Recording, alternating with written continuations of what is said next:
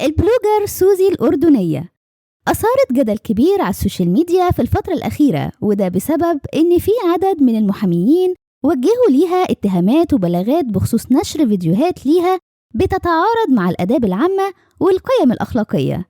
تعالوا أحكي لكم الموضوع بالظبط، بس خلونا نعرف الأول مين هي سوزي الأردنية وإيه يا ترى اللي حصل معاها.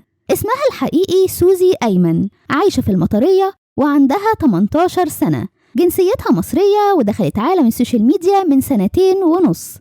عندها أختين وهم مي من ذوي الاحتياجات الخاصة وبتظهر دايما معاها في الفيديوهات، والتانية اسمها مودة.